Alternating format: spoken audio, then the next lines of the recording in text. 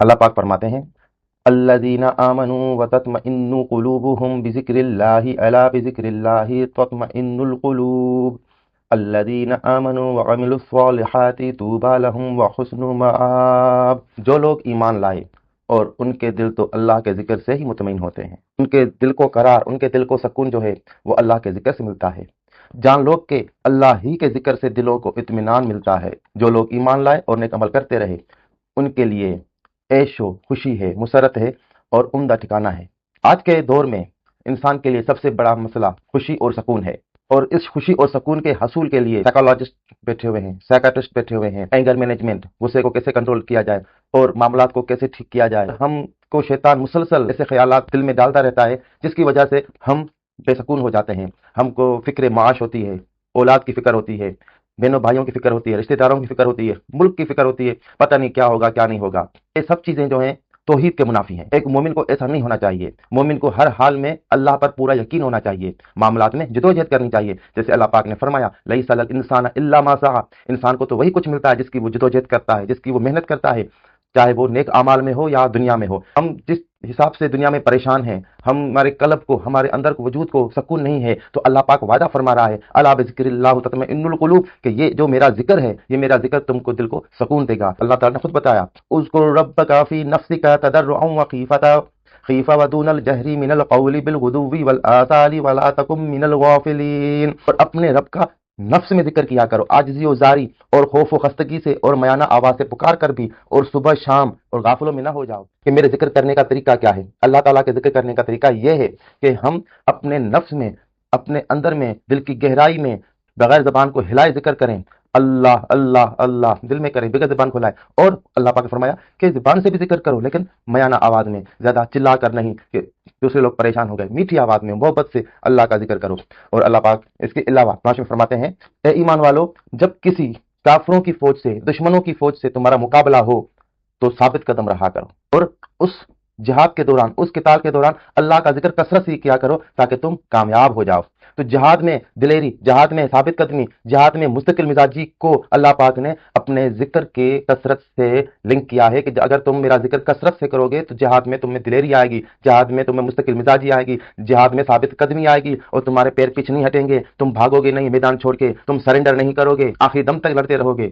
تو یہی اللہ پاک اس قرآن پاک کی آیت میں فرما رہے ہیں کہ ذکر کرتے رہو جہاد کے دوران بھی، قتال کے دوران بھی، تاکہ تمہیں دلیری پیدا ہو۔ تو اللہ پاک فرماتے ہیں قرآن پاک میں الذین اذا ذکر اللہ وجلت قلوبهم والصابرین علی ما اصابهم والمقیم الصلاۃ ومما رزقناہم ينفقون۔ وہ لوگ ہیں کہ جب اللہ کا ذکر کیا جاتا ہے تو ان کے دل چمک جاتے ہیں، وجلت کی معنی ہے چمک جاتے ہیں، پر نور ہو جاتے ہیں، پالش ہو جاتے ہیں، اور جب انہیں کوئی مصیبت پہنچتی ہے، اللہ کی طرف سے آزمائش پہنچتی ہے تو اس پر وہ صبر کرتے ہیں، اور جو کچھ ہم نے انہیں اپنی طرف سے عطا فرمایا ہے وہ اللہ کی راہ میں خرچ کرتے ہیں۔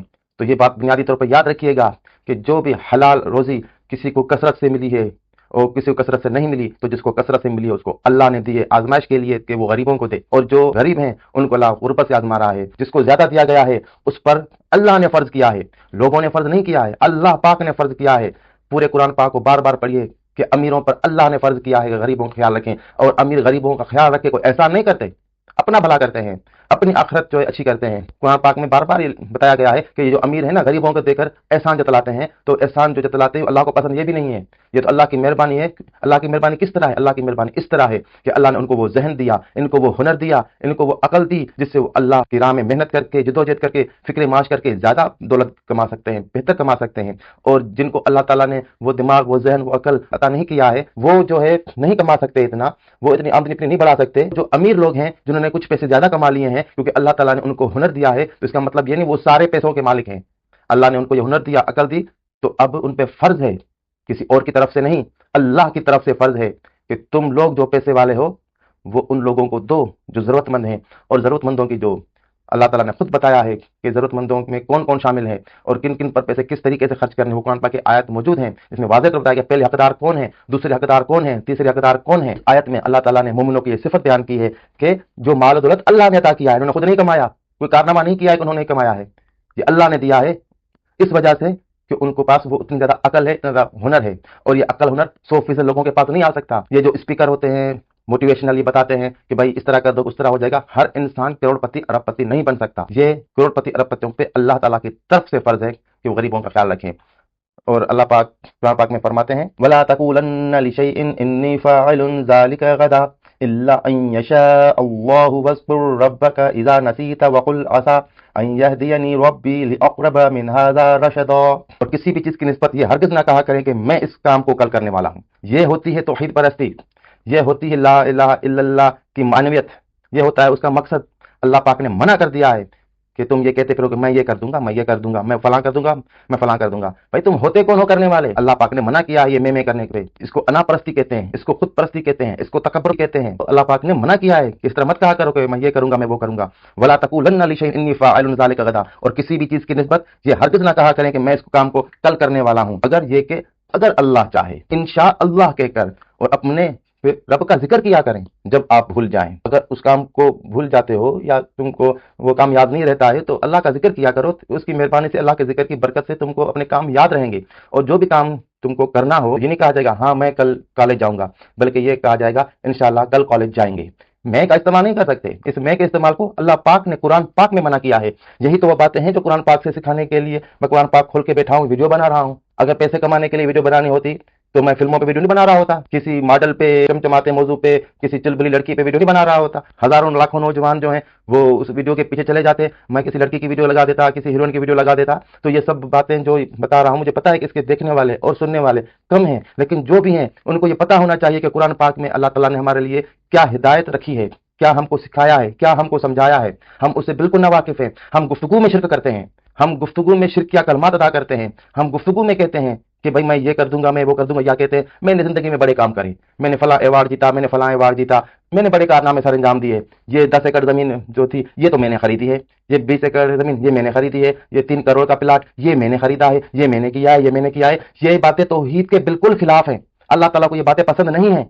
ये तुमको सब कुछ अल्लाह ने अता किया है। और अल्लाह ने कैसे अता किया है कि उसने तुमको वो जहन दिया, वो अकल दी, वो ताकत दी, वो सेहत दी, वो सब जिस्मानी और रूहानी नेमतें तुमको अता की, जिसकी वजह से तुम ये सब कर सकते हो। और जिनके पास ये नहीं है उनको अल्लाह ने कुछ कम दिया है और उनको कुछ कोई और सलाहियत दी है, कोई और काम करने के लिए। दुनिया के बड़े बड़े जो नाबगाए रोजगार गुजरे हैं, जिनको इंग्लिश में जीनियस कहा जाता है, वो गरीब थे, लेकिन उनसे अल्लाह ने दूसरे काम लिए। वो रिसर्च करते थे, वो साइंस का काम करते थे, वो किताबें लिखते थे, कोई शायर थे, तख्लीककार थे, कोई क्या काम करते थे। तो ये सब काम भी तो करने हैं ना दुनिया में।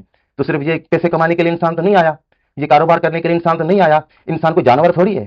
इंसान के आने का मकसद है एक इस दुनिया में। तो जिसको जो सलाहियत दी गई है वो उस हिसाब से काम करेगा। कोई ड्राइवर बनेगा, कोई साइंटिस्ट बनेगा, कोई क्या करेगा, कोई क्या करेगा।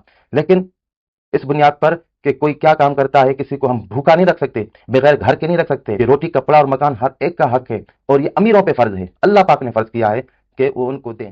आप ये कहते हैं मैंने ये कर दिया, मैंने ये कर दिया, या मैं आगे ये कर दूंगा, या मैंने माजी में ये किया, तो अल्लाह ताला कह रहा है कि ये चीजें मत किया करो। ये सब अल्लाह ने किया है, तुमने नहीं किया। और वकुल असा अन यहदियनी रब्बी लिअक़रब मिन हाज़ा रशदा। और तुम लोग ये कहा करो, उम्मीद है मेरा रब मुझे इससे भी ज्यादा करीब तर हिदायत का रास्ता दिखा रहे। जो बातें तुमको समझाई जा रही हैं, ये बातें तुमको सिखाई जा रही हैं, अल्लाह से दुआ मांगा करो कि अल्लाह तुमको इससे भी ज्यादा हिदायत करे, क्योंकि ये जो अल्लाह ने बात सिखाई ये भी हिदायत की बातों में से एक हिदायत है और अल्लाह आपको और ज्यादा हिदायत अता करेगा। दोस्तों का बहुत बहुत शुक्रिया। व आखिर दअवाना अनिल हम्दुलिल्लाहि रब्बिल आलमीन। जज़ाकल्लाह खैर, शुक्रिया।